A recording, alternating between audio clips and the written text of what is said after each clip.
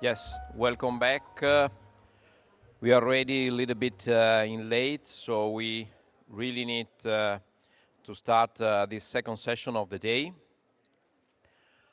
The session title, as you see, is focused on centrality of data in any processing of artificial intelligence and machine learning. This is clearly very relevant. We are going to have a fantastic parterre of speakers today, so we are really keen to hear from them.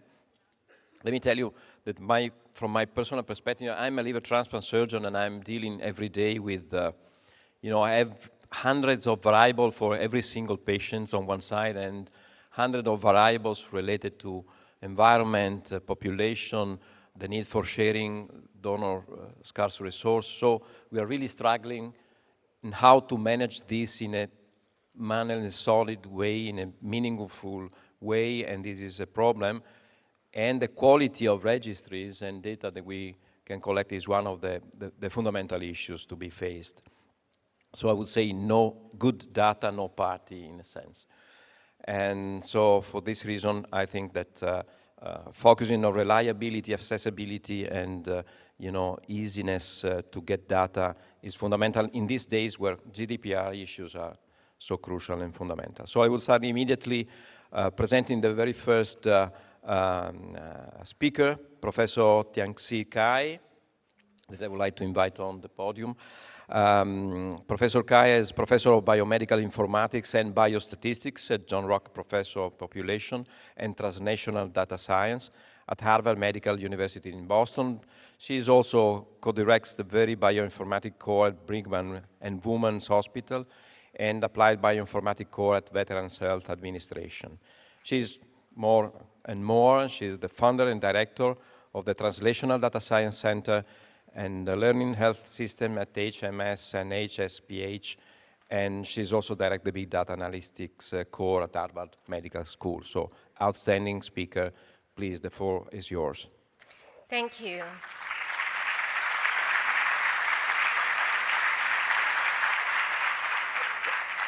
I'd like to start by thanking the organizers and Alejandro and many people kindly invited me for this exciting event. And I was very, very inspired by Michael's talk, and you'll see some sort of synergy in some of the points I want to make. My research has been primarily focusing on leveraging electronic health record data to enable us to also, at the same time, leverage AI both in improving the quality of the data, the generalizability of the evidence that we draw. We probably all agree that a cornerstone to the success behind AI technology is data. So also a large amount of data. If you think about like how ChatGPT and many of the large language models were trained, they were trained in huge amount of data. And in healthcare, electronic health record can provide a source that's really scalable because each one of us contributed to that data. Of course, in the world of large language model, I did ask ChatGPT and also Google Gemini to ask why is EHR data useful for AI research? And as I copied over here, there are a few key points. I feel a little intimidated by how well they responded. It's very similar to my significance page of my grant. So I do feel a little bit worried about to what extent that me as a researcher can actually contribute to the revolution of AI but not replaced, but I'm very convinced that we still have a lot of role in this whole revolution. So one of few characteristics of the value in EHR system is, of course, the scale.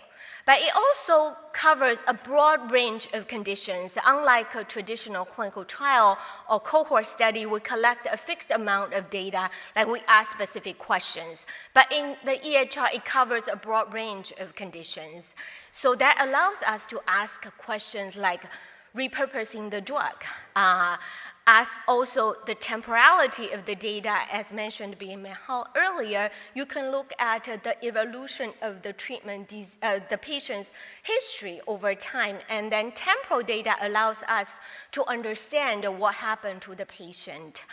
Of course, we can leverage EHR data for various tasks, but I want to also just mention that EHR data is not just, for example, diagnostic code or medication prescriptions. We also have natural sources within the EHR data to further enrich the diversity. For example, we use a lot of text mining to leverage clinical notes that's written by the clinician, their imaging. But imaging, not only we have the image, we also have the imaging report to understand how radiologists actually understood the image that allows us to co-train such data. We often link EHR data also with disease registries, for example, disease activity, or certain cancer-specific endpoints such as progression-free survival. These are actually not naturally exist in the EHR data as a codified feature. So by linking disease registry, it can further empower EHR data to study endpoints that are not routinely collected, even though they are spread around in the data in different forms.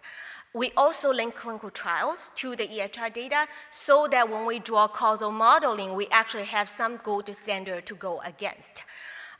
We further link biobank. I work with the Veterans Affairs in the VA a lot. They have a huge biobank, and of course, there's also UK biobank. So we can actually allow us to further study the genetic underpinning of disease and also treatment response. So I'm going to give you a few specific examples of studies that we are doing or we have done in the past. Obviously, with AI in mind and with EHR data, and a very useful tool for us to develop is clinical decision support. We are currently working with a group of psychiatrists and we have developed a model to predict the suicide risk. And we're trying to figure out what should we do to the patient. Can we give the risk score to the clinician and to the patient along with their family? Should we admit the patient after ED visit, for example? Should we ask healthcare organization outside of the healthcare system to provide some additional support to them? So we are currently not only developing this kind of risk tool and try to run randomized clinical trial to understand how much do these tools bring us and confirm. EHR data also, as already mentioned by Mehal, allows us to do comparative effectiveness.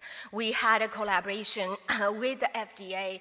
At the time, there was a congressional hearing coming up to understand whether endovascular aneurysm repair device have a higher risk of adverse event compared to traditional devices. And this is an interesting study because we have very short time window to really understand the side effect. And also the side effect they're looking for is type 3 endoleak.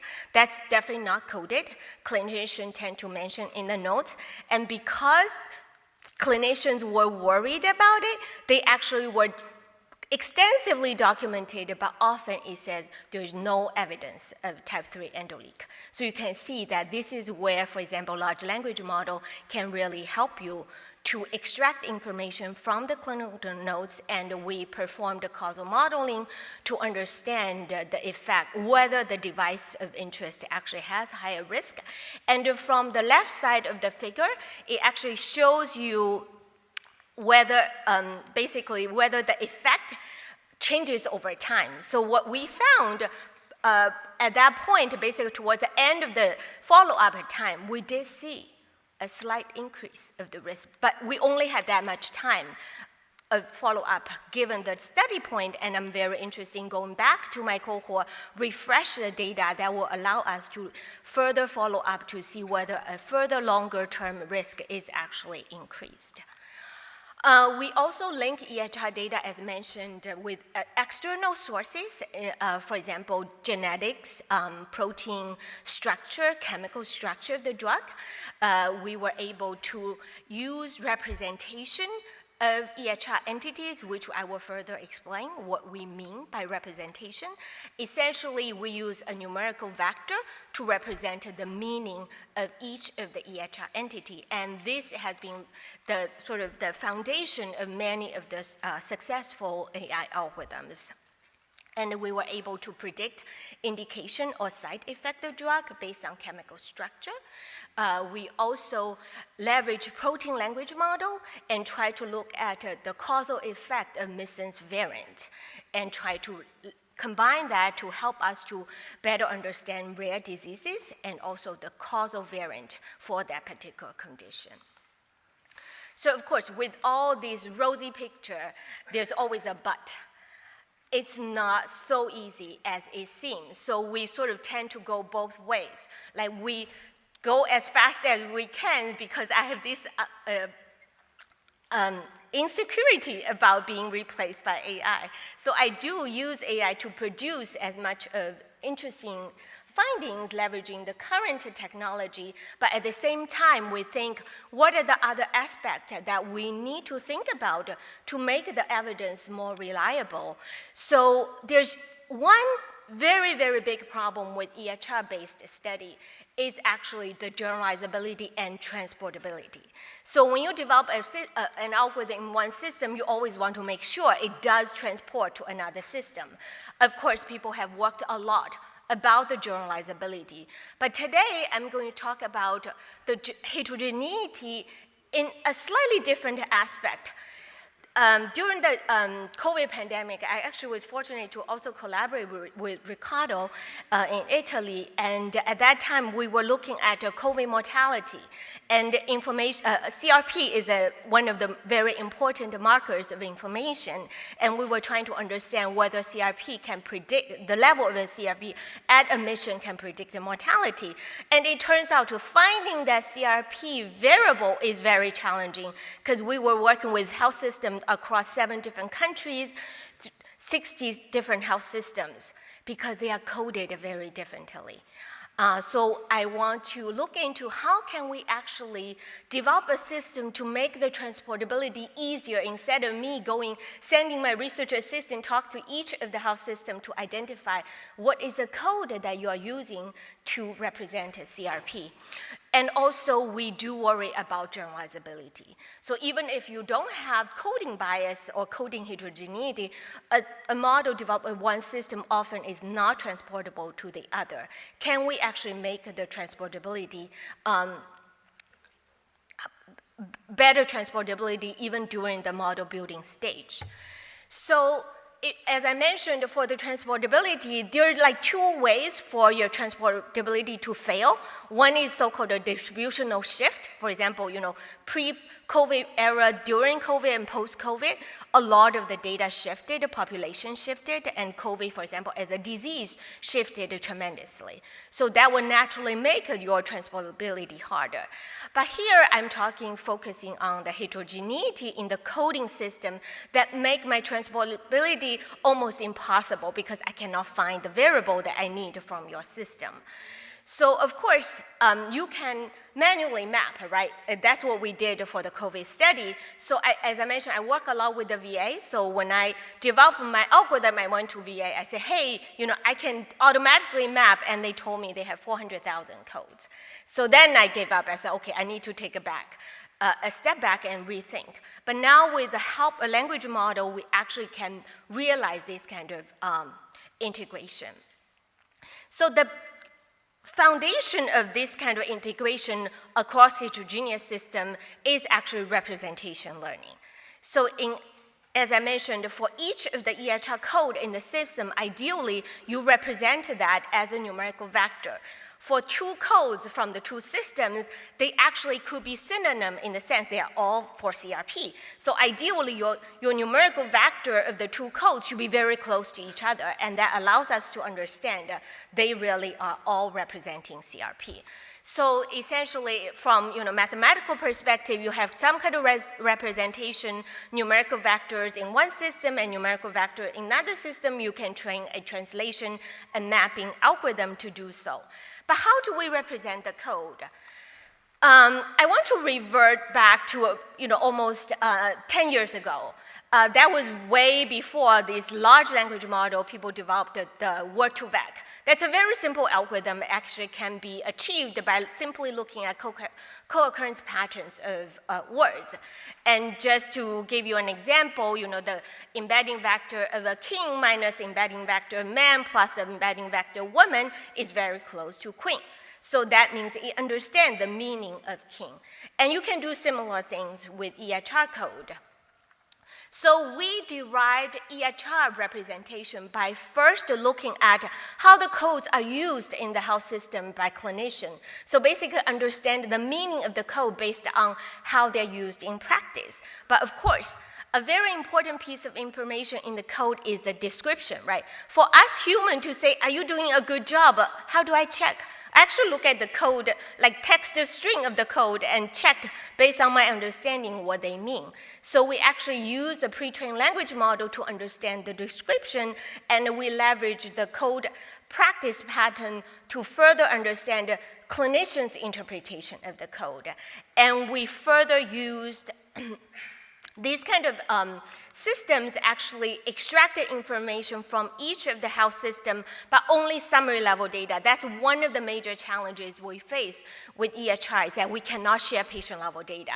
So we were able to extract very simple summary statistics from the EHR data at scale. And then we took data from multiple health centers along with our pre-trained language model to further better understand the meaning of these code to generate representation for each of the code. And here, just to show you, like the very bottom line is the algorithm that we developed. We skipped the whole step of using any gold standard labels, but we did ask actually GPT-4 as an agent to help us to say, these are potential, based on your top 5, for example, these from GPT-4, it will tell us which one's more likely. We use this as silver standard label to further fine-tune the model. And in the end, you can see that you can achieve the mapping accuracy very high. Basically, you can think of this as like a search tool. If you come to my website and you touch the CRP as a string, it will tell you among the systems that we worked on, what are the top codes that you should be using. But the representation learning is doing much more than that. It's not just learning and helping us to do code mapping. It actually allows us now to represent patients in different health systems coded with different codes, but we can jointly learn what do they look like. So we look at patients with diagnosed with Alzheimer's disease at University of Pittsburgh Medical Center and also Mass General Brigham. We use their diagnosis codes, medications, et cetera, up to 2 years, leading up to 2 years prior to AD diagnosis, and we use their representation to cluster them. Basically, I want to identify patients who might decline rapidly after diagnosis. And this is just showing you that it actually can successfully cluster them. Here on the left are the results from UPMC, and on the right is from Mass General Brigham, and we were able to do completely unsupervised clustering based on patient representation and distinguish the two groups that had rapid decline versus slower decline. And ideally, that kind of representation can help us in the future, for example, recommend patients for certain drug or for certain clinical trials. The second point I want to touch upon is unlocking the data value through federated collaborative learning. And this is basically when you have multiple centers, when you have multiple models trained across center, can you actually generalize the model to the next target population? You have a new system or new population that you are interested in. So in the literature, there has been actually a lot of work done in this kind of transfer learning or federated learning. And typically, you impose some kind of similarity structure. You can say, oh, a fraction of this source population is similar to my target population. You can transfer the knowledge over. And we want to make sure there's, it's communication efficient. But in recent years, there has a lot of focus on so-called robustness. I want to make sure that your model is transferable not to just me, but in the future, maybe another target population that's slightly different from this particular target population. So we developed a system we call guided adversarial robust transfer learning. The principle behind it is to say, I have a new target population of interest.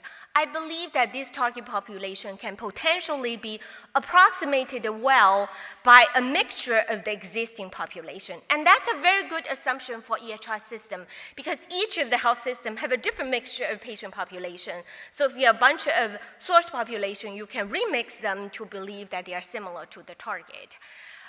The goal we achieved is that we want to improve the precision compared to, for example, using your own data only. And we also improve the generalizability to future target population that's different from this current target population.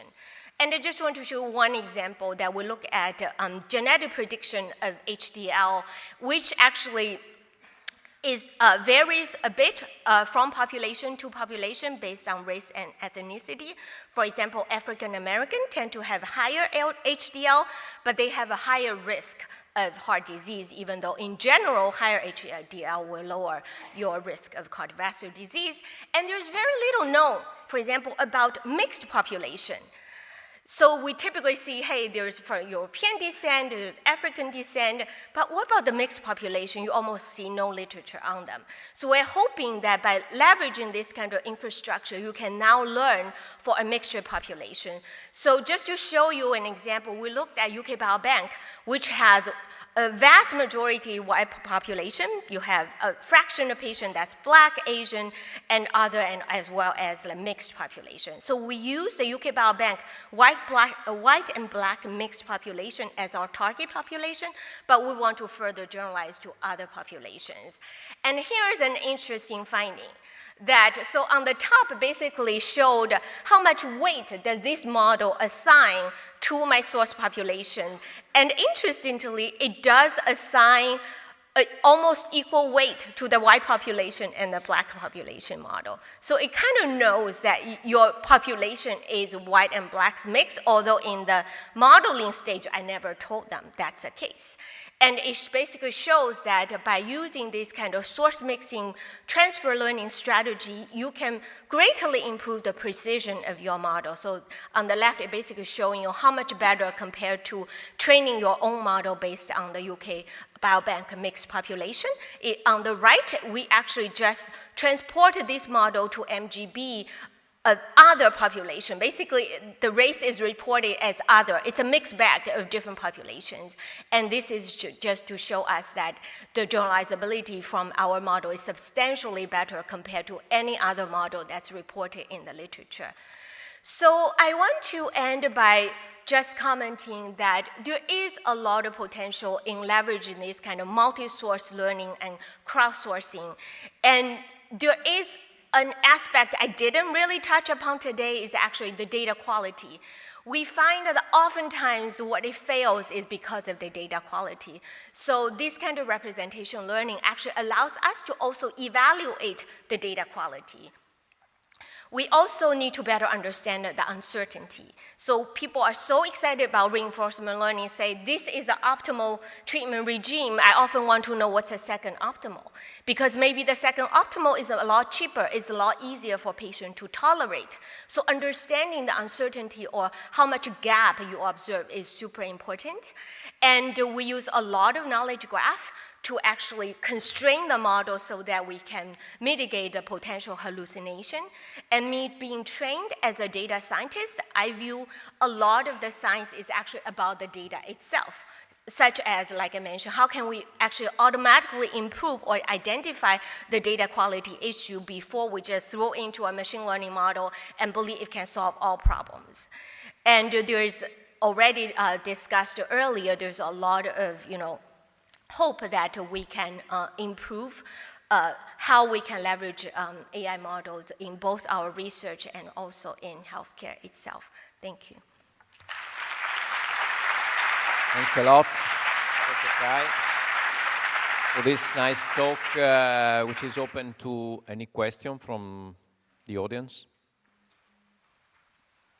If not, in the meantime, we can break the ice a little bit. So, no, please hold on. We have a couple of minutes for questions. And so this is fantastic because it gives incredible potential for the future. But I think that when you manage in this kind, when you cope with this kind of heterogeneity, you need also to win the trust of the clinicians. They may remain a little bit skeptical in terms of, about the difference in quality of the data source, the difference in terms of population. How do you think to cope with this, need for trust in the clinical population and the clinician population? So just to clarify, you are saying how can we bring the sort of the trust of clinician to the models? So that's a great question. That's also why we're so interested in so-called knowledge graph driven. So in the knowledge graph, for example, when you study a particular disease, it actually tells you what are the basic key elements that's related to the disease. And as mentioned earlier, you can have a very small amount of features. Basically, we understand the meaning of the feature and we use very sort of explicit usage of the feature. And although sometimes we did notice that when you have huge amount of data, you do have some gain by using more complex models, but I'm actually very not into using a one generative AI does everything. I'm very happy to distill the model for my particular task. So for your particular task, maybe the back end of the model is very complex, but I want to distill it to the extent that I can have buy-in from a clinician. Actually, I don't just want to buy in from a clinician. I was a patient, the clinician talking to me, I want them to explain why. You can't just say you have a high risk. You have to explain to me why. But I think there's a lot more hope now with huge amount of data and our understanding of the biology behind that. Thank you very much. I also have a question for you.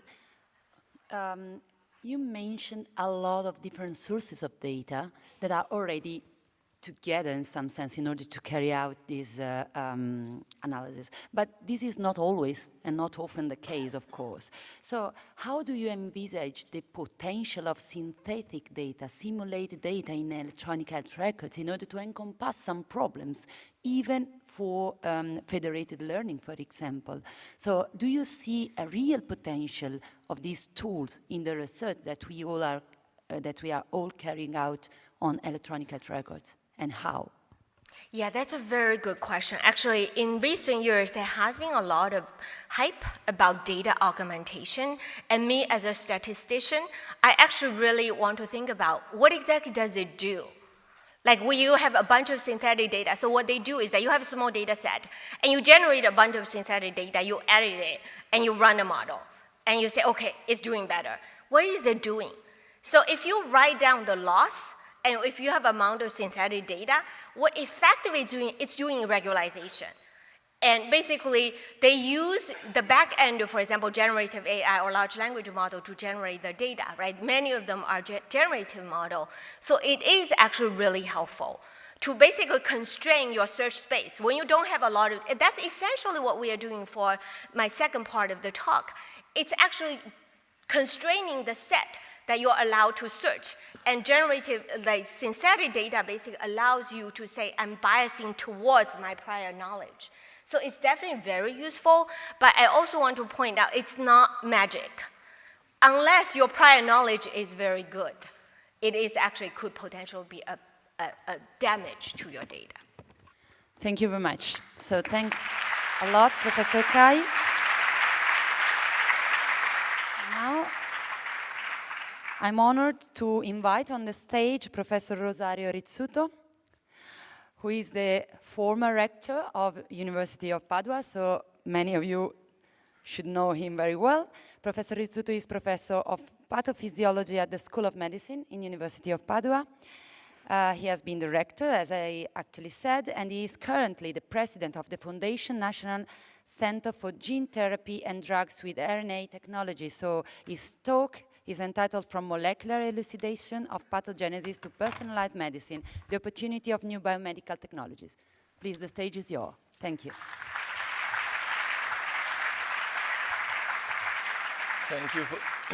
Thank you for this very kind presentation. Thanks to the organizers for inviting me here today, and thanks to this nice broad audience for such an important topic.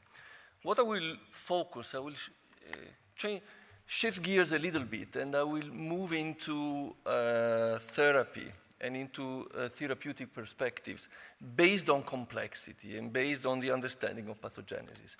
And let me put this in a context. I think we are in a very exciting moment for medicine, and the very exciting moment is that we are starting to understand the molecular pathway that leads to disease and the molecular pathway that leads to individual disease. And we are understanding that even in common diseases, we are sort of grouping together a number of alterations that are indeed very different. And if we want to have the ideal cure will come only if we target exactly the molecular lesion that leads to that specific disease. In other words, if we put this in a broader context, we see medicine as it is now, in a way amplifying one of the big ethical concerns that we have, which is that a disease that has a small number of patients is a disease that usually becomes orphan. It's because on a profit-based concept, you have too few patients to put the big investment to develop a new drug. And indeed, as we know, rare diseases are in a difficult spot, and research has to push a lot on rare diseases in order to be able to identify the suitable target and also to favor the development of drugs. But based on what I just told you, you realize that indeed the entireness of medicine is become rare diseases, because if we are starting to understand that molecular heterogeneity is present in the development of what we call common diseases, well, essentially what we are doing is we are dividing a common disease into subgroups of rare diseases. And therefore, this means that we ideally do not need one drug for lung cancer, one drug for diabetes, but what we will need is hundreds of drugs. We will need to identify specific targets and to develop the right medicine for that specific target. So this is a fantastic opportunity, but you understand it's also an enormous challenge, and it is an enormous economical challenge, because if you think of what is the cost of developing one drug in traditional drug industry, you realize that it becomes extremely difficult, maybe impossible, to think that we get in the direction of what we call personalized medicine, that we really have the possibility to do this. And how do you solve the problem? Well, as always, you need technology to come in support. You need to be able to develop new tools, to be able to have common platform. You don't have one single drug for which you have to follow the entire path, but you need to have a platform that allows, in principle, to develop by the same approach many different drugs. And fortunately enough, this is possible, and this is possible because we have biological molecules. We have biological molecules that have the same backbone and that can be utilized as potential drugs. And what I will focus in this presentation with you today are the perspectives of gene therapy, and you will see what you probably have in mind as gene therapy and what actually is gene therapy today. And we will discuss a little bit about RNA. And probably if you think of RNA, now you are thinking of one specific vaccine, and I hope that I will be successful if you walk out thinking that RNA is a universal molecule that will be able to develop hundreds of different drugs. If we combine the task, which is a fantastic task, but a difficult task, which is to develop all the drugs that we need for personalized medicine, with the technological development that gives us the possibility, I think we are going to solve this conundrum. And the conundrum is that we will be able, on the one hand, to have a large expansion of the perspective, so also in terms of economical development of a nation, economical development of this country, for example. But on the other hand, which I think is even more important, to guarantee that we take advantage of the advancement of medicine, guaranteeing what is a major strength of this country, which is equality in cure and sustainability of the health system.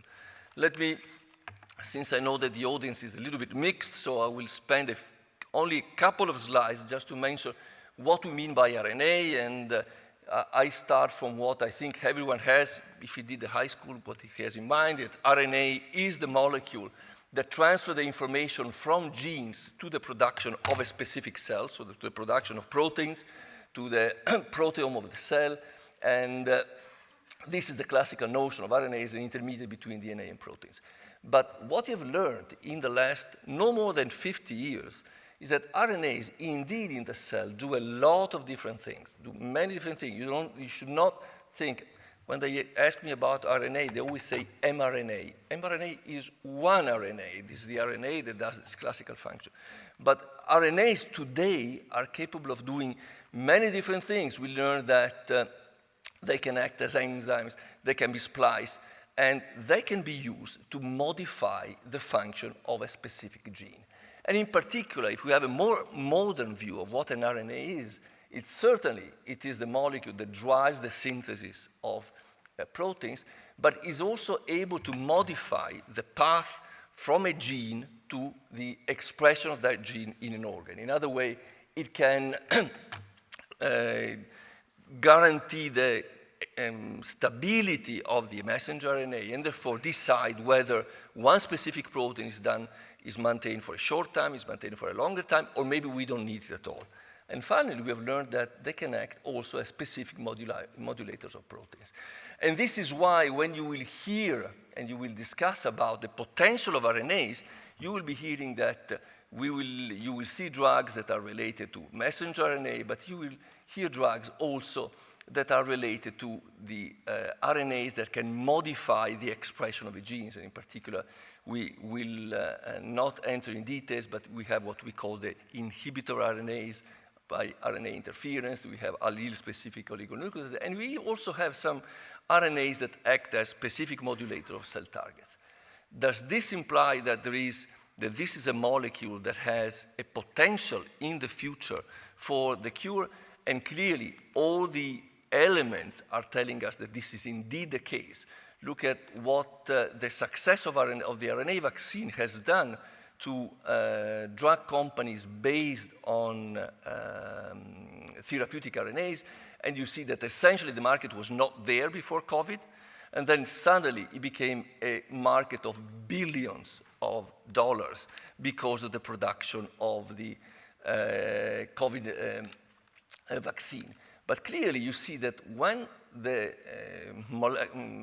money value of the vaccine starts to drop, actually the value of messenger RNAs, but if you do the same for silencing RNAs, you get even bigger number, continues to increase because a variety of tools are available that are based on RNAs that are already in clinical development. And if we look at the possible applications, you see that the applications are in really all areas of disease. Look at it's not working well, the upper right panel, and you see that you have a huge number of new drugs in the field of oncology, the molecular disease by definition, but you see that in fact you have it in neurology, you have in cardiovascular disease, you have in inflammatory disease and so forth. What about gene therapy? If you probably ask to anybody who's a little bit familiar with gene therapy, he will say, yeah, gene therapy is the way in which you can introduce a gene, and you can introduce a gene to correct the defect. And this is, in fact, something that's happened in the last 30 years. Italy has been a leading place in gene therapy, but the way in which we describe it, whether it happens because you take away the cells, you correct them and put them back, or because you have a virus that allows to deliver a gene to a specific cell type and therefore to a specific organ, what has been limiting so far and what has happened that has caused quite some time passing from the first approved gene therapy trials to what is now a very widespread and growing use of gene therapy is that the first results were, let's say, kind of easy task. I want to introduce something that is missing, and I don't care too much about how much I produce. Whether it's a little bit or is a lot, it won't hurt. So typically, what will you correct? You will correct genes in a cell that is easily to manipulate, bone marrow cell, and you can introduce an enzyme. And whether I have 1, 10, or 50 of the enzyme, it won't really change. But this is clearly a very limited approach, and the successes were for some time limited to very successful examples, but in principle limited. Now the situation has changed, and it has changed because the technology has changed, and the technology has changed because viral vectors have been now developed that are very specific, that allow to target a gene to a cell type of interest, so not only a cell type that I can take out and reimplant. And we have now technologies for not only introducing a gene, but also correcting a gene, correcting a molecular defect.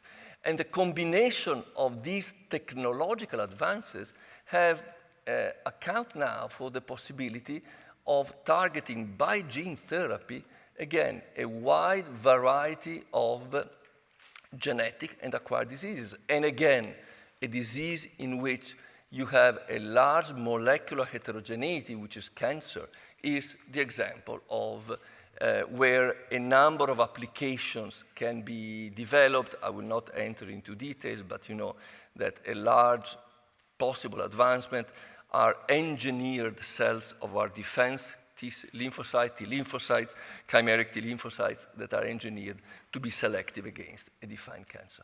This is a reason why we foresee that this is an important area of development and investment.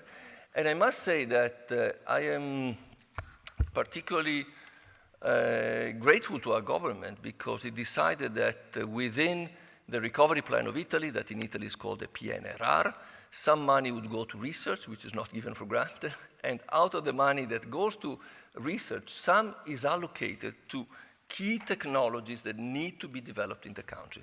And you're not surprised that computing is there, you're not surprised that sustainable mobility is there, you're not surprised that technology for agriculture, but it's very pleasing that the goal of placing this country in the forefront of this new technology is part of the goal that has been supported by the creation of one of the 5 big national centers on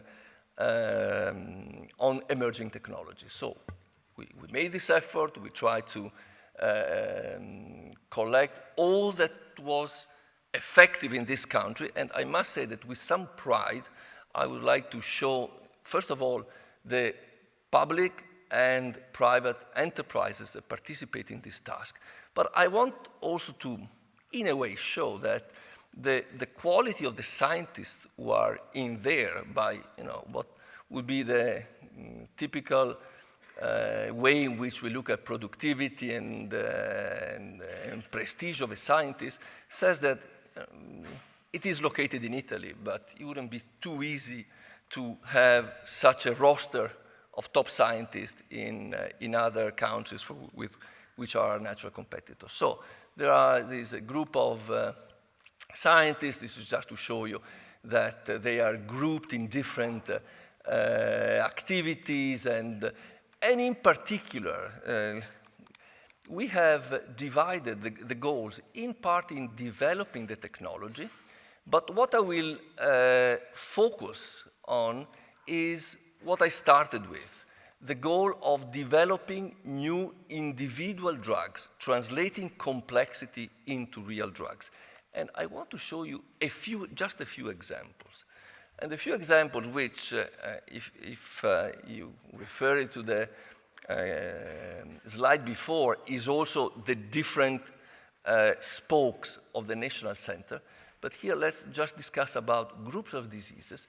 And one is genetic disease. Why would you invest in a genetic disease? First of all, for an ethical reason.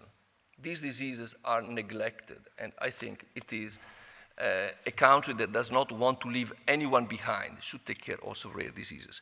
But when you care about rare diseases, so you care about looking the molecular identity of specific defects, Well, eventually you may find out that you find some very rare disease, and this very rare disease is part of a larger group of disease.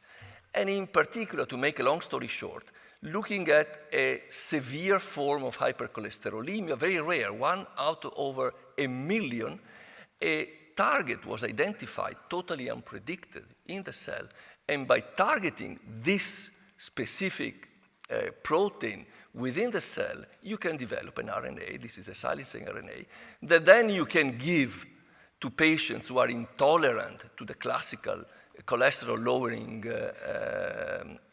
drugs. I was just discussing before with Roberto Vettor that 30% of the people above 50 years of age take a cholesterol-lowering pill, so we're talking about big numbers. And this is an incredibly effective new drug out of understanding a genetic disease.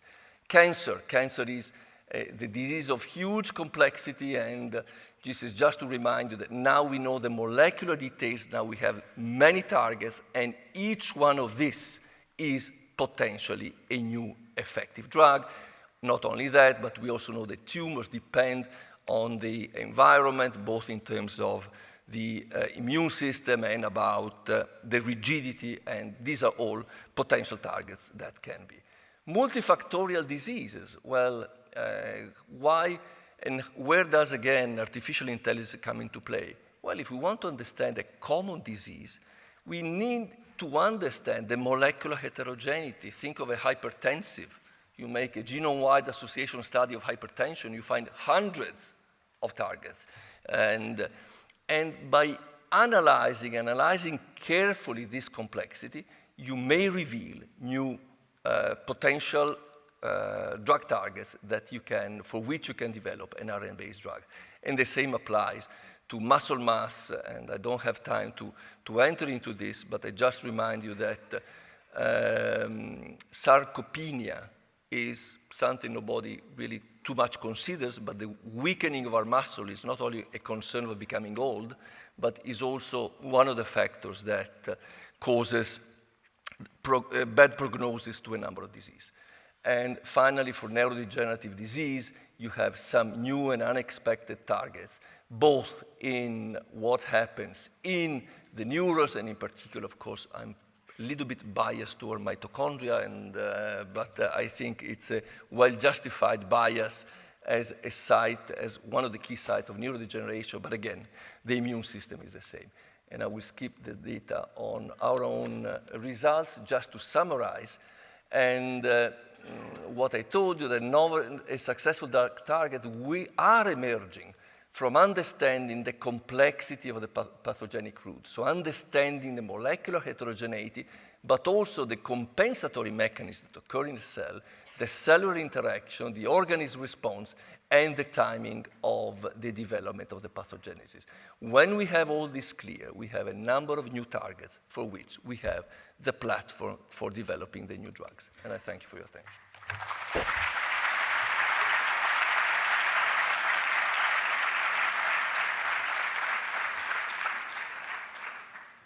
Thank you very much for your talk. I would like to ask a very quick question before giving the place to my colleague. You mentioned the fact that sometimes there are rare diseases that are not interesting for investors. But how do you envisage the fact that in several cases we have large piece of very detailed but small n, few individuals data? And on this kind of situation, artificial intelligence should focus because it may really make the difference in the research applied to such data set. It is, in a sense, easy to make artificial intelligence or huge database on big data. What about small data? Well, I think one of what we're taking home from also the COVID effort is that research institutions must cooperate more and more. And as you know, in Europe, there are European research networks, EARN, that put together the small number of patients that are seen by Karolinska, by the University of Padova, and by summing up all these low number of patients, we start to have some statistically relevant numbers also for rare disease. So I think that this side is kind of taken care of by cooperation of research. And by the way, since we are in the University of Padua, let me tell the audience that the University of Padua and the Hospital of Padua are the European institution that participates to the highest number of urn in Europe, with Karolinska being second. I think it's also a matter of pride. This doesn't take away the issue of the cost of developing the drug. So you're right, understanding the pathogenesis, research and cooperative research helps a lot, but then comes the cost of developing the new drugs. This is why I think we need new platforms. Yeah, Serino, if nothing is coming from the audience, just a very quick question, and go into a little bit deep detail what you're saying. In the context of CN3 that you are, the major stakeholders now, did you or are you thinking to organize coordinated approach in terms of artificial intelligence developments, or this is left to individual initiatives of the different groups that are working? Because this, I think, is going to be a crucial point in order to promote, coordinated and well-organized approach in this sense. Yeah, I think that this center is here to stay. So it's funded 3 years by the recovery plan, but then the idea is that if we build such a cooperative network in the country, it should be there and should continue to produce and more result. Research doesn't end in 3 years, but it has to be prolonged. And what I think we should take home is, and I agree with you, one is the results of the individual research, no doubt. Grants, as always, need to obtain what has been proposed, but the other one is to promote the cooperation and the interaction. And the mechanism by hub and spoke, which I did not enter because it was a bit technical on the National Center, but the idea that you have research groups that focus on the technology. What lipid nanoparticle do I need to send an RNA to the liver? The liver is simple, fortunately for you, because it takes a lot. The brain would be more difficult. So what lipid nanoparticle do I need? And then this group works together with a group that has developed a target and then works together with someone who has the human samples to test this. This is the goal of the center, to really bring together the different expertises for accelerating the process of new drug development. Thanks a lot. Any other question? If not, thank you very much. Thank you.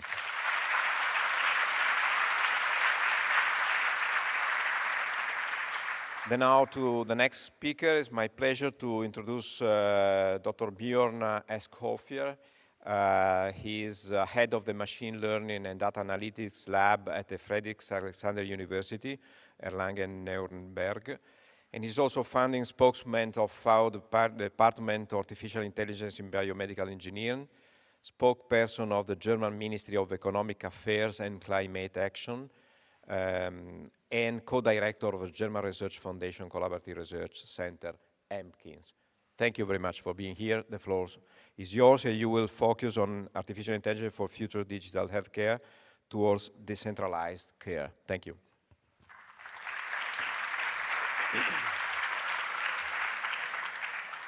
Grazie. Buongiorno, sono felice di essere a Padova.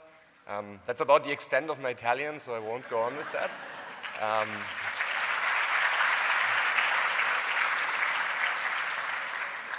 So this session is about the central role of data, and this is a journey that I would like to invite you to go along with me during the next about 20 minutes. So first of all, let me show you where I'm coming from, because this might be relevant if you seek for collaboration partners in Germany.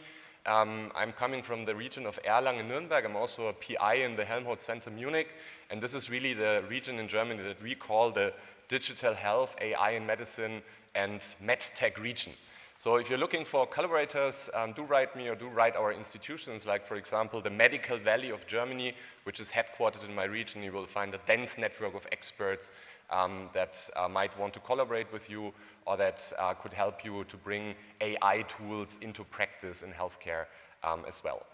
That's not the focus today. I want to speak about the central role of data for artificial intelligence in healthcare. And if we look at what's happening in healthcare, it's really mind-boggling the last couple of years especially. These are publication numbers from a recent review that I wrote on prediction of healthcare outcomes. And you see here the massive amount of studies that are referenced in PubMed that do something with artificial intelligence and machine learning in medicine. If you want to just take away one number from this presentation, there have been about 150,000 articles, 150,000 in the last 5 years alone in this topic. So when you read this review, there's one thing that you notice. A lot of these studies are focused on particular problems in health and medicine. And that's of course good because we need to solve problems with those data right. But a lot of this also means that there are specific data sets, retrospective data sets analyzed with new tools from AI in healthcare, like for example Michaela van der Schaar pointed out, but these are not linked to each other, like Professor Kai pointed out earlier. We need to really, if we want to approach systems medicine, personalized medicine, if we want to bring solutions to these complex problems in healthcare, we need to link those data sets. We need to bring them together to get holistic pictures about patients. And that's not that easy because there's things like, for example, in Europe, GDPR that prevent the easy linkage of health data that are siloed away in individual institutions, for example. So it's not as easy as, for example, for a Harvard professor to convince other institutions to bring data sets together. So there is still a lot of relevance to this because if we look at what's happening across, for example, the last about 100 years in healthcare, there's good progress. So these are mortality numbers from the United States ending in 2015. Unfortunately, since then, this hasn't been updated. I would be interested in what's happening, for example, with COVID in the last couple of years. But you see here nicely that mortality rates are dropping. There is spikes in these data, for example, the Spanish flu around the 1920s. And other than that, you can see that mortality rates are dropping. But if you look a little bit more closely into those data, you see that a lot of this effect is coming from infectious diseases. So diseases where we know we can give a certain treatment, or in the COVID pandemic in the early days, we can separate people, infection rates are dropping, and therefore you prevent the spreading of the disease. You can wear masks, and at some point we had vaccines, so we can prevent the further spreading, or at least reduce the further spreading of certain infectious diseases. If we look at the rest, and that's of course non-infectious diseases, the picture looks different. So across the last about 100 years, we don't have really a dramatic drop in mortality rates. And that's of course because a lot of those cause-effect relationships are still not understood, like also the prior speaker has pointed out. Another example, turning around what the prior speaker has said, is that we also don't know the effects of these large therapeutics that are prescribed. So this is another picture from the book of Eric Topol that you've seen earlier also in Michaela van der Schaar's presentation. But one particular image from that book that I would like to point out, which is on the right side of the slide here. So you see here the top 10 prescribed drugs in the United States. And this is representing, of course, billions of dollars. And the amount of time these drugs, these therapeutics, these medications treat people as intended in the target population.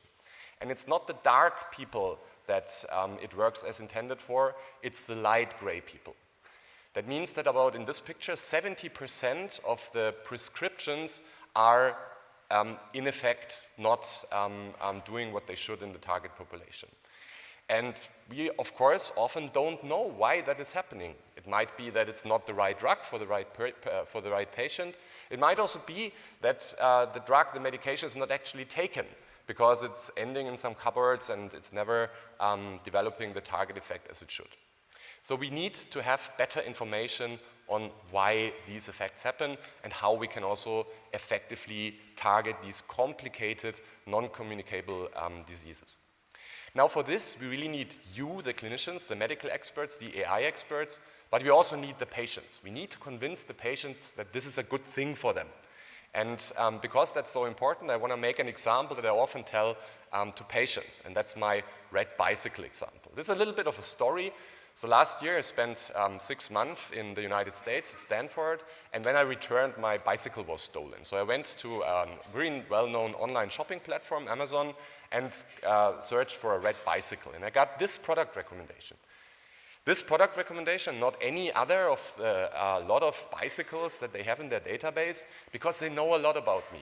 I lived in the United States for 6 months. I shopped at Whole Foods. That's a branch of supermarkets that's belonging to Amazon. So they know, because I get a discount when I shop, showing them my Amazon Prime account, what I like to buy, what flour I eat, what color the dishes are that we have, and how many children I have. They also know what my financial range is, because they know where I live. They send packages to my home address, and they can easily look up in other databases how much I must earn to rent a house in that area. And they also know how far I might travel with this bicycle, because they also know my work address. That's where I go to every day. That's also where they send me packages, and therefore they can estimate the amount of kilometers that I might want to travel with this bicycle. So they have a lot of information about me, but they also have something what is even more valuable.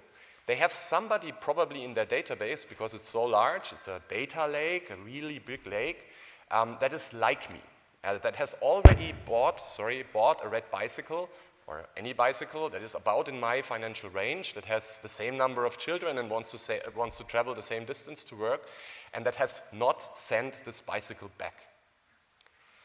And now if you relate that to medicine, that's an important piece of information that we've also heard about earlier that we don't have. Because that means that this other person bought a very expensive piece of equipment and did not send it back. That's very easy at Amazon. So that means that this equipment, this product has probably worked for this person. And that's the same information that we need to have also in medicine. How can we relate the effect of treatment, the effect of intervention to the decisions that we make in medicine and in healthcare? And for that, I believe that we need to think health data a little bit different, a lot different from data lakes like Amazon and the data lakes that we currently have also in healthcare.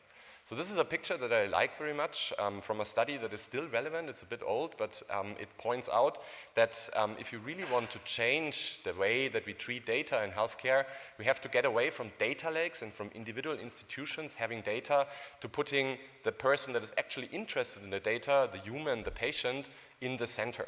And that means linking my personal self with all those data that I generate about my health, be it medical images or lab diagnostics or my genome, to also maybe the genome of my parents, the way I live, and the eating behavior, sleeping behavior, or whatever behavior that I have that I can collect these days, for example, with my wearables. And for that, because this is so important, we are creating things that people call digital twins. I don't like that word because I don't want to have a representation of somebody else. A twin is a different person. It's a very close person to myself, but it's still a different person. I rather call it a virtual twin, a virtual patient twin, or the word that I favor the most is the personal health data space that really collects all the information about myself. And if you think about that, if I really could have something like that from birth, I could have all my relevant data with me. I could link it to other data because I choose who can work with my data. That's fully compliant with things like, for example, GDPR. That's putting the patient in the central role of empowering decisions about data. And this is, of course, exactly what also the international institutions have thought about. And one thing that I would like to bring to your attention, if you haven't heard the news also recently, is the recent infrastructure endeavor of the European Commission that's called the European Health Data Space. So this was first brought to the public presentation in the communication from the Commission to the Parliament in May 2022.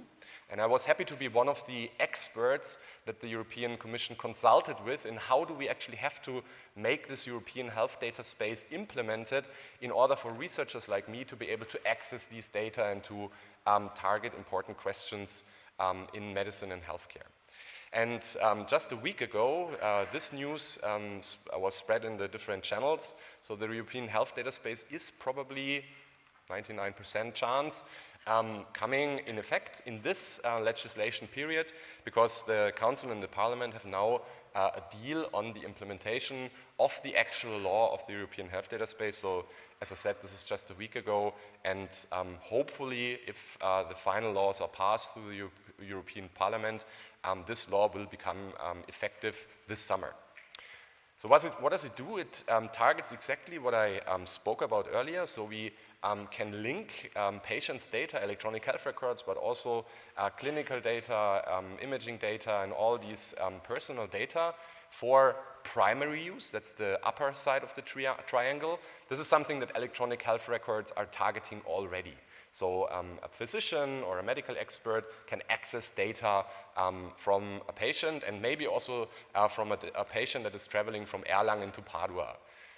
In Germany, I'm sometimes happy when people from Munich can access my data when I'm traveling from Erlangen, but that's a different story. The even more important aspect to me is the lower part of this picture. The right side is governments. They are also interested in those data. That's secondary use, because in, for example, a corona pandemic, parliaments might be interested, or governments might be interested in knowing how many people are actually infected in real time, or at least every day in the population, so that they can decide upon effective measures. I am, of course, more interested in the left side, where we see that or in the right side, sorry, where we see that researchers, innovators, that means also companies, can access the data in the European Health Data Space for innovation, for research, and for also linking data together in a way that we have not previously seen in Europe. And that is the primary and secondary data use that the European Health Data Space promises.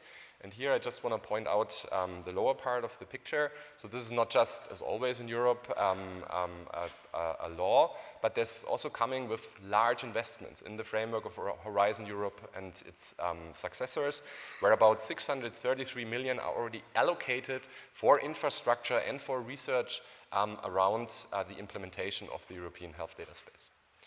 And now I want to point out one of these projects that in particular uses the ideas generated around the European Health Data Space to implement something that we call the Personal Health Data Space. That's the TeamX project, the Trusted Ecosystem of Applied Medical Data Exchange project. That's a German lighthouse project on the European Health Data Space that is now in its third year and has implemented something like in the picture that I showed you earlier, this Internet of Health Things approach, where we can, with a smartphone or with a web access, also from a trusted third party, access this personal health data space, and also allow others, like for example medical experts or researchers, to use my particular electronic health records and other data that's stored in my electronic health record. And so far, this is of course just an implementation. We have two use cases that we link to them. One of them is a big German project on breast cancer care, where we put all the care data, all the care information into this personal health data space in order to allow all the researchers that have access to the project to actually work with this data without those institutional problems that I've pointed out earlier. If you want to read more about this, we have recently published this in the Lancet Digital Health. So on the left side you see our implementation, where we have this personal health data space. In the publication you can also read about how this actually works, how we use concept of federated learning, federated databases for the implementation of such a personal health data space. And on the right side, some of you are experts probably in the national electronic health systems in Germany or in Italy or wherever in Europe. You will see that this is a different concept from what, for example, Germany is doing. Germany is thinking about a national strategy to put the data together. We show in this publication that what we do is actually also fully compatible to all the existing solutions in Europe, like for example centralized databases, national databases, but also implementations, for example, that are like Israel, that are used in Denmark, in Scandinavian countries, and in general in all European countries. Just to end this presentation with, there's two more big projects, big infrastructure projects around the European Health Data Space that you should follow if you're interested in that topic. The first one is the TEF Health project that is now in its second year. of 5 years. The TEF is an abbreviation for Testing and Experimentation Facilities for Health AI and Robotics. And in a nutshell, this 50 million euro infrastructure project brings together data and AI solutions on top of these data as a prior implementation of things that will end up in also the European health data space. And we have a lot of participating institutions, and like my like the prior spokesman said, these are of course also the top institutions in Germany in Europe, because that's of course who we want to work with. The second project that I would like to point out is a data space project around specifically diabetes. So we are using the same concept of virtual patients and personal health data spaces for prediction of outcomes in diabetes care. And I would be very interested in talking about this prediction with, for example, Michaela van der Schaar and all the other experts in the room that do predictions based on data, specifically maybe diabetes data, because we will have a large number of patients that we are looking at with this particular project. One aspect that I like a lot about it is that it's also not focused on Europe alone, but it's also transatlantic. So a few of our partners encompass Harvard Medical School, Brigham Women's Hospital in Boston. So we are also exchanging data transatlantically, and that's only a few European projects that actually try to achieve this, because we have even larger problems because in data exchange, because we're not under the same umbrella of the GDPR. So we are really thinking about global solutions based on the European health data space idea and based on the necessity for better data for health in order to really change the implementation in our healthcare systems. So as a conclusion and as a pre-final slide, or the final slide with content, what we would like to do is we would like to be able to link health outcomes to actually changes in the disease effects or the disease symptoms, the treatment paradigms, the establishment of new clinical trials that are entering the market, and be able to have a more intelligent and data-driven healthcare system for the better treatment of the patients. And if you're interested in these topics, a last slide of advertisement. On April 10, we will have a streamed symposium at Helmholtz Center Munich about foundation models in healthcare. So for those of you that are into AI and that would like to know more about what we actually do in those projects with foundation models and with deep learning and with machine learning, that's certainly a place to be, or an event to listen to. Thank you very much to my team and to you for listening in.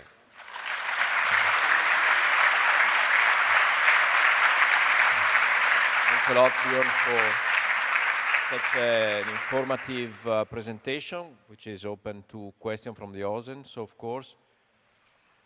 And in the meantime, we are both speaking about,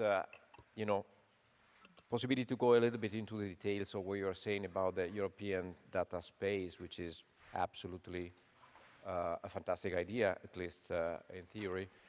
So the game-changing effect and the factor here will be regulatory or technical.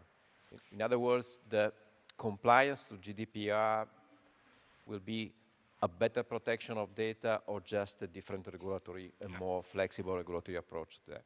Yeah, so the effects are both regulatory as well as also structurally. So of course the law, the data space, the European health data space legislation is just a regulatory framework, but a big innovation in this space, because it for the first time regulates in Europe how, under the umbrella of GDPR and all these other, like the Digital Act, the AI Act, are also thought about in this legislation, how you still can leverage health data from different institutions, from different countries for secondary use cases like, for example, research studies that we are interested in.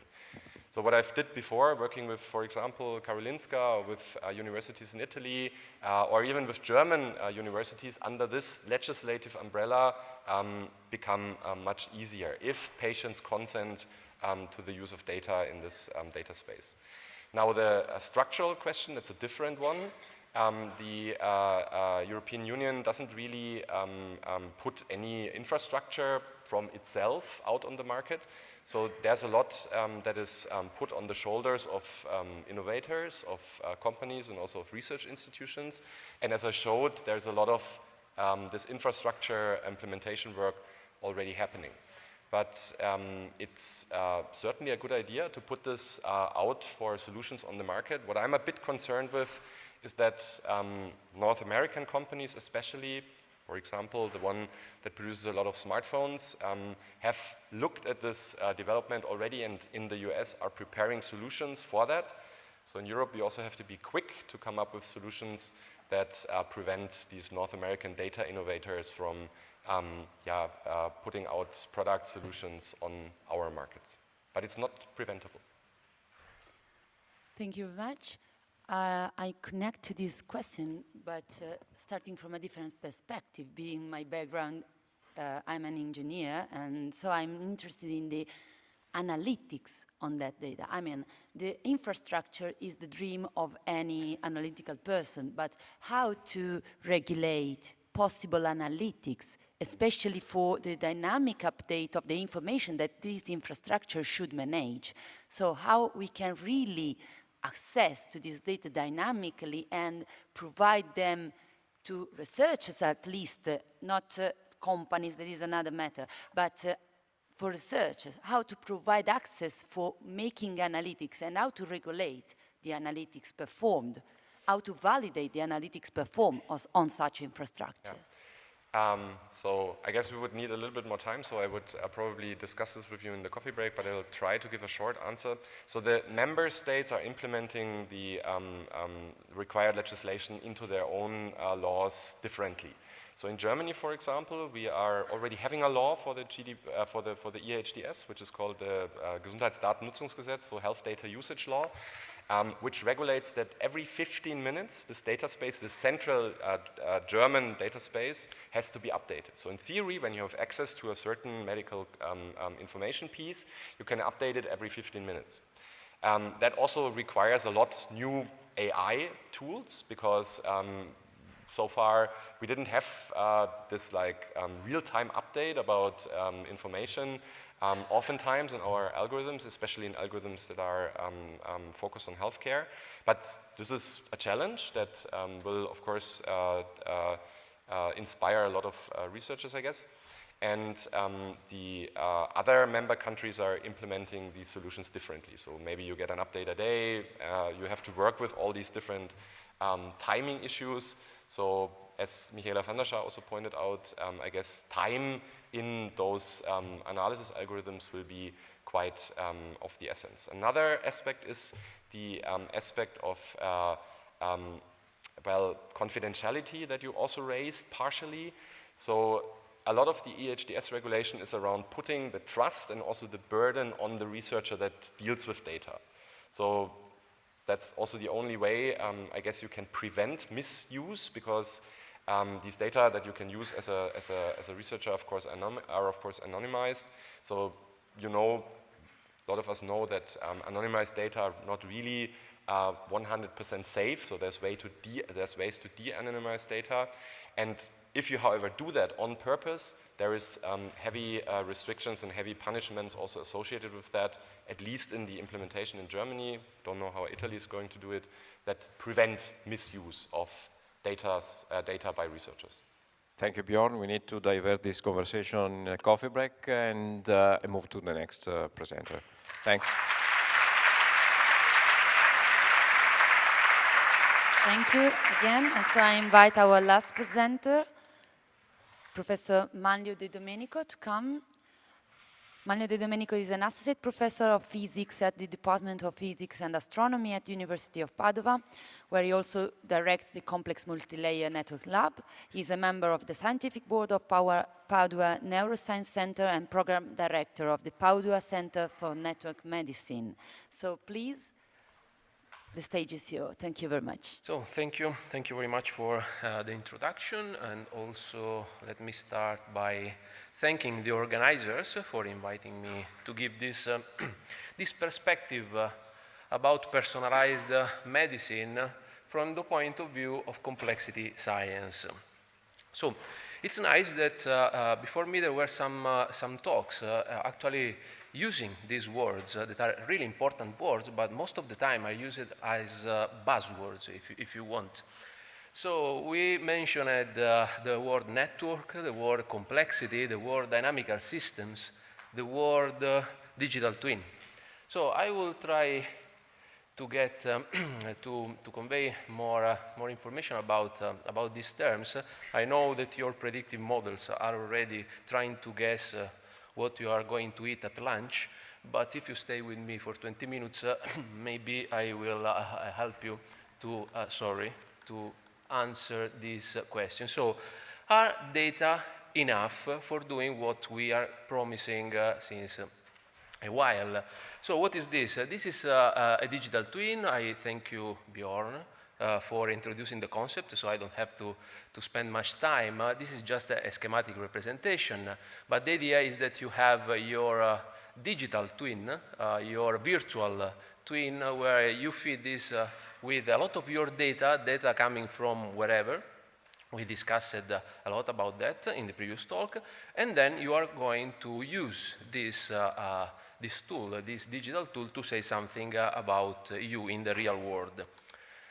So let's start from the standard idea, let's say, so that a human body is a collection of components. These components are systems, actually. So you agree with me that if you switch off any of those systems, you are going to die.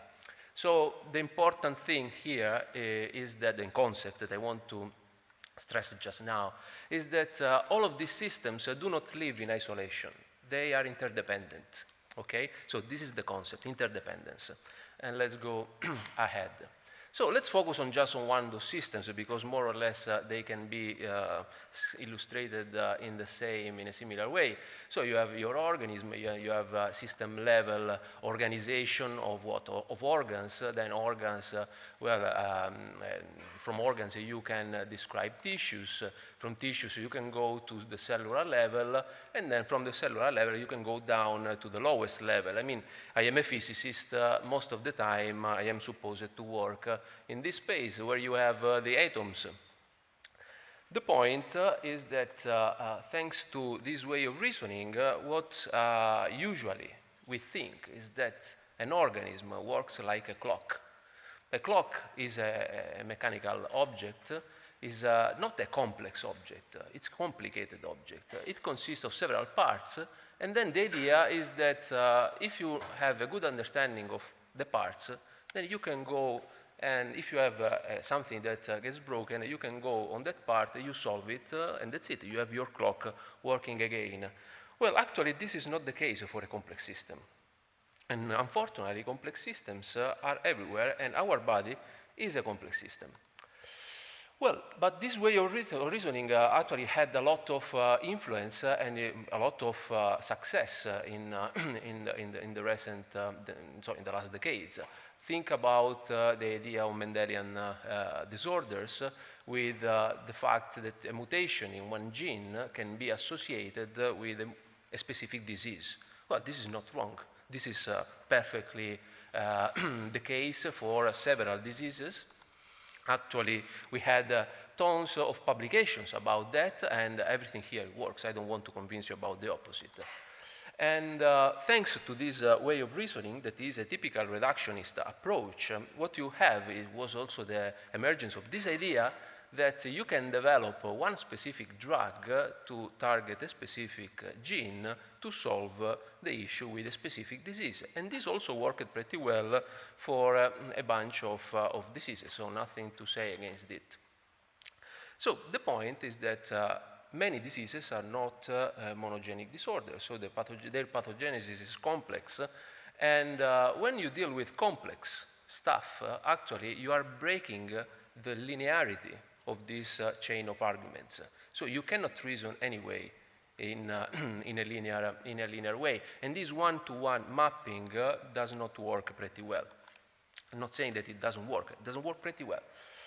The point is that several diseases, very well-known diseases that are also important for the global burden of disease that we have nowadays, depends on the combined actions of different genes. And you have no more this thing that one gene is responsible for a specific phenotype. This is the case, for instance, just an example of the Alzheimer's disease. Here, each point over here is a gene, and then these genes are connected in a very complex way. They form actually a web of connections, if you want. And they, not only this, they have different types of connections. So these connections can be due to canonical pathways, co-expression links, physical interactions. So it's very complicated. It's very complicated to even to map all of them in a way that makes sense, where we can get some insights. Actually, what happens is that all of these objects, so they are molecules, of course, but they are active molecules, biomolecules, they are organized into multiple layers of organizations across multiple scales of organization. And all of them are interdependent exactly in the same way that I discussed in the first slide. So it's no more possible, say, to just get a lot of data, throw all of this data into your AI, in your machinery, and just expect to have the right answer. What you can expect is to get some good answer, but not the full answer. So just to complicate further the issue, imagine that these genes now are part of a larger web of connections with other genes, with other proteins. And so you have a combination of direct influence from genes to a specific phenotype, but also indirect influence. And for each of these proteins, you have a specific drug, so you have drug-target interactions, they're very well documented. But the point is that, as you can see here, then other genes, I don't see the pointer. You don't as well. So the point is that other genes over there are connected to other diseases.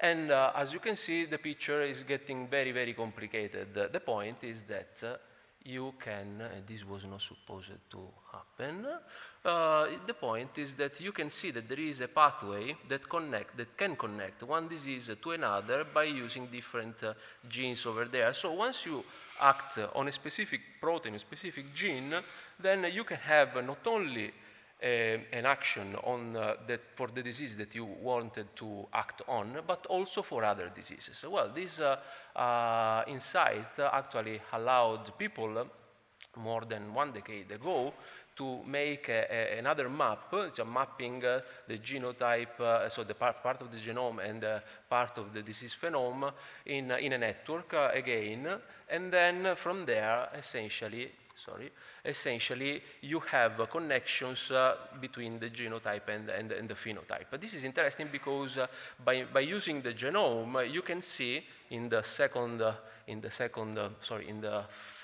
first picture here that you have connections between different diseases.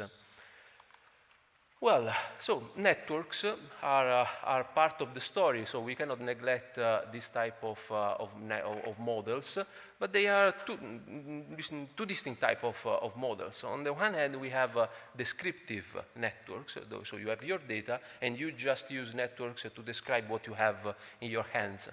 But on the other hand, in the last decade overall, the networks have been used also in a predictive way.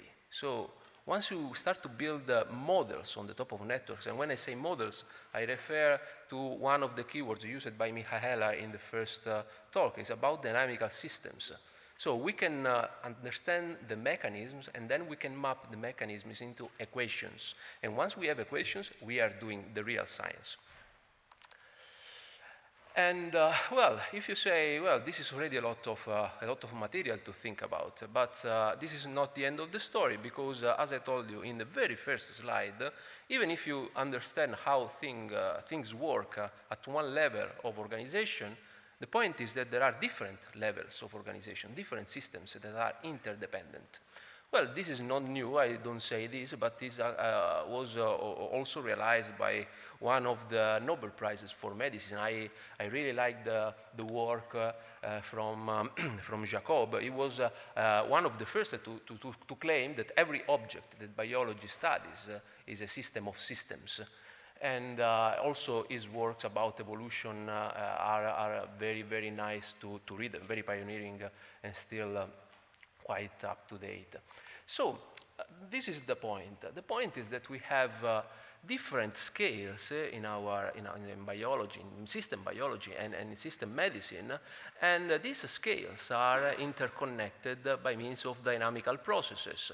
Each scale here, each cube over here, changes even over time, so you can understand that the picture is very, very complex from a scientific, quantitative perspective. But here it goes, so here we go. So we can have a perturbation at one level, and this perturbation will start to propagate across all the other levels. This is at the same time good and bad. It's bad because imagine that you have a mutation in one gene, then of course you can have problems that propagate across scales and will alter your full organism, for instance, or the level in which you interact with other people within a population.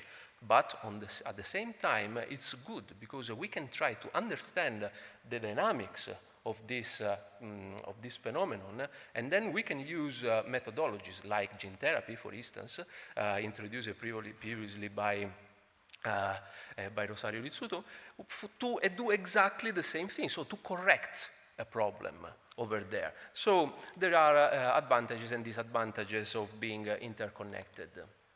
And then in the last years, we are seeing that we are moving from this idea of just getting more and more data and throwing it somewhere to achieve some, to get some result in response to some question, and instead we are moving towards more quantitative models where we have more control of what's going on.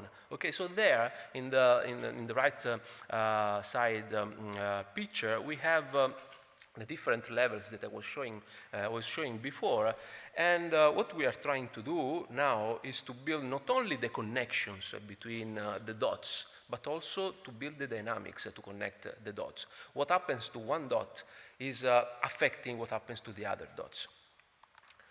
And this is not sci-fi. I mean, there are good publications around in the last decade about this. Most of them start from proteins, as you could expect.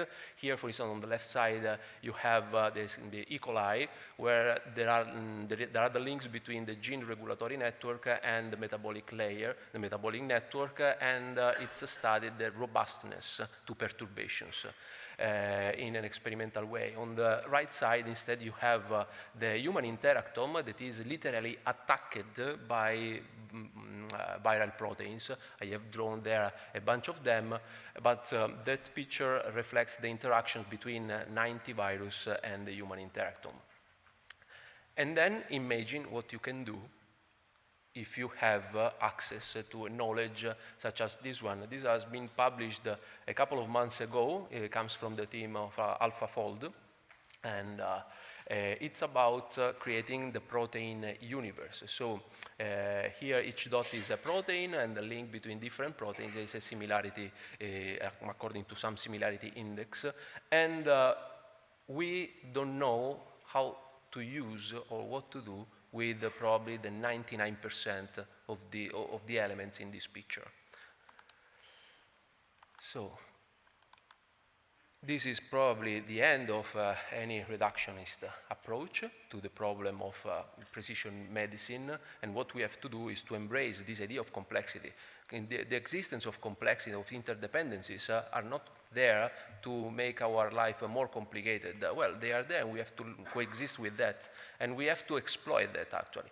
And again, linking back to the first talk of the last part of the first talk, where dynamical systems were mentioned, here is exactly the same idea. So network medicine is about trying to model an organism like in terms of interdependencies between different systems and subsystems in such a way that you can represent an organism with a state, a physical state, okay? A state that takes into account physics, biology, chemistry. And then you can see internal and external perturbation. Internal are due, for instance, to the metabolism and etc. And external, for instance, due to viral interactions. You can see the emergence of the disease as a perturbation to this state.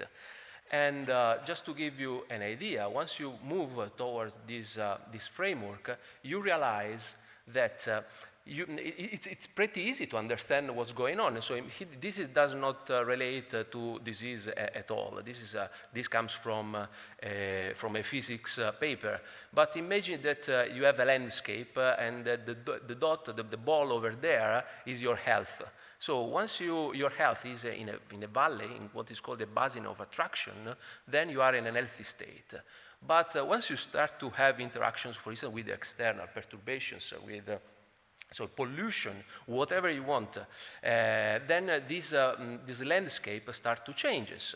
And then the ball, your health, has the opportunity to change and to move to another state, to another basin of attraction. Well, when this happens, actually, the idea is that you have a disease. Then, and to finish, let's go back to this idea of the digital twin. I don't want to say much about the definition, but the idea is, again, to use in real time your data and your historical data, and then to feed a digital version of you in order to do some calculations. For instance, and this is probably the most fascinating application of this. Imagine that you have an issue over there, then there is this huge database about you, and you run simulations on the top of your digital twin. With these simulations, you can test several drugs and combination of drugs, and then you can allow your digital alter ego to die a lot of time because you don't care in that space, okay? Until you will find the right solution, until you will find the right intervention. At that point, you can propose this to the physical world and use this for clinical purposes. Well, the idea is fascinating. I love it, but I don't know if we are still at that point. Actually, this is a case, a Sussex case. This is the application of the idea of the digital twin to neuroscience. I know some of the people involved in this project. It's a big project. It's also a very interesting project, but it's only focused at the level of the brain. There, you see, you have, with the focus on Alzheimer's disease, you have the data, you have the real you, then the real you is connected to this neurotwin where there are the models of the brain, etc. And then you continue to feed the neurotwin with data, so with this process of data assimilation. And every result that you get from your twin, it goes into a stimulation protocol for practical purposes. So what we need at the end of the day for this idea of the digital twin is not only data, but we need also models. Okay? With models is where network medicine can play a role. And what's network medicine? Well, it's a field, it's an emerging field now, it's 10, 15 years, emerging at the intersection between artificial intelligence, system biology and medicine, and complexity science. And actually it's not probably by chance that Padua is the first city in Europe, and in Italy of course, to invest on network medicine. The idea is to collect and gather data across multiple scales and then to reconcile the insight that you can get from in silico, in vitro, and in vivo analysis. We are part of a huge research excellence network with, from Harvard University, Yale, and so on, but also with other European and Italian universities. And so let's finish the talk. I hope that you have now a guess about the answer to this question, because the answer is no, not yet, for sure. And with this, thank you for the attention, and thank again the organizers.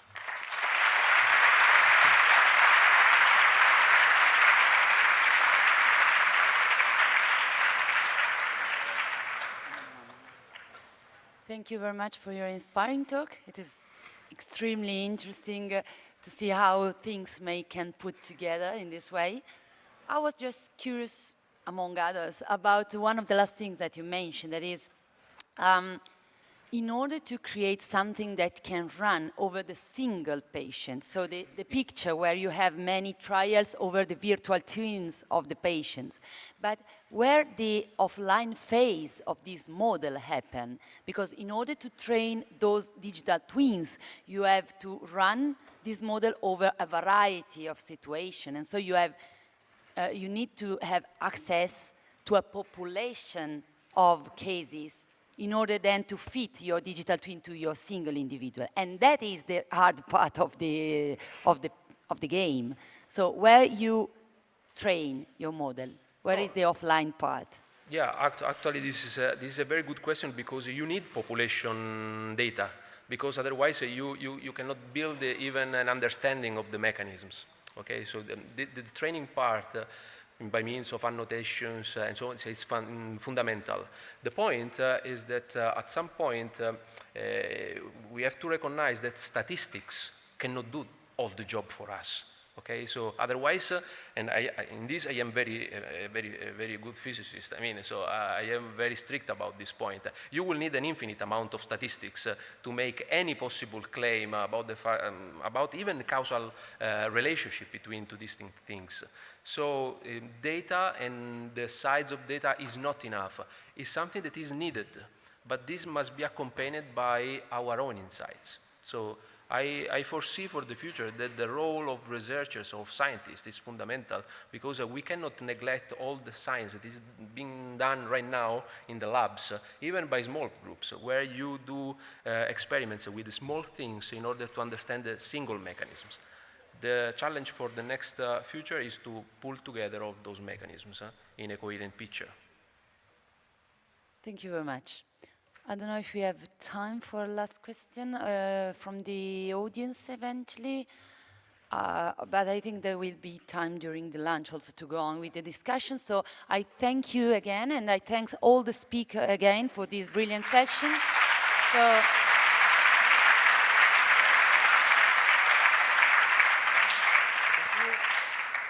for the speaker, sorry, okay. Now it's time for lunch, a few information for all of you. We recovered the session at 2:00 p.m. Lunch are in the 3 levels. Remember, in the afternoon, the coffee break will be full all the time, so there will not be just a session for the coffee break, but will be served all the time. And I am asking the speakers and technical committee to approach me here. We have to communicate some information, okay? Speakers and technical committee to come here.